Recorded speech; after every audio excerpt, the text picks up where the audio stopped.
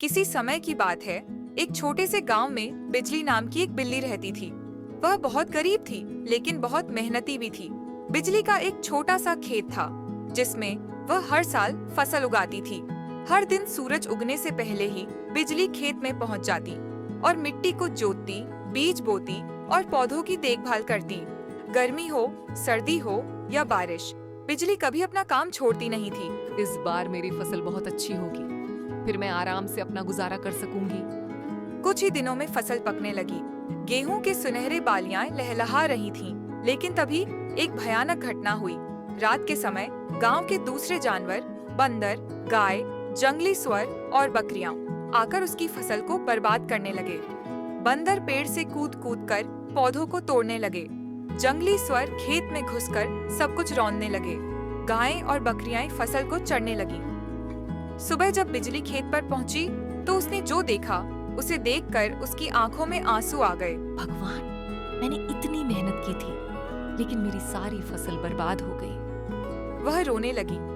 बिजली की सच्ची मेहनत और दुहक देखकर भगवान प्रकट हुए। उनकी चमकती हुई आवाज गूंजी।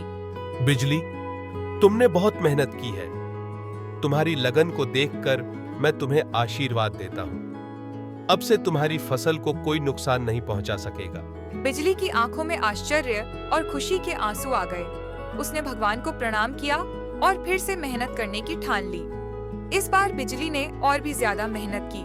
उसने एक एक पौधे की देखभाल की और धीरे धीरे उसकी फसल फिर से बढ़ने लगी। लेकिन जब फिर से जानवर उसकी फसल को नुकसान पहुंचाने आए, तो भगवान के आशीर्वाद से एक अदृश्य ढाल ने उन्हें रोक दिया। बंदर जैसे ही फसल छूते, तो हल्की बिजली चमक उठती और वे डरकर भाग जाते। जंगली स्वर जमीन में गड़बड़ाने की कोशिश करते, लेकिन मिट्टी इतनी मजबूत हो गई थी कि वे कुछ भी नहीं कर पाए। गाय और बकरियां खेत में घुसते ही अचानक ठहर गए, जैसे कोई जादू ने उन्हें रोक दिया हो। कुछ महीनों बाद बिजली की फसल पहले से भी ज्यादा अच्छी हुई। गेहूं के सुनहरे बालियां और भी ज्यादा चमकदार लग रही थीं। बिजली अब बहुत खुश थी। उसने अपनी मेहनत से बहुत अच्छा अनाज उगाया और गांव के अन्य गरीब जानवरों को भी उसमें से देने लगी। गांव के सभी जानवर भी खुश थे और अब वे बिजली की मदद करने लगे। इस तरह मेहनत और ईमानदारी ने सबका जीवन बदल दिया।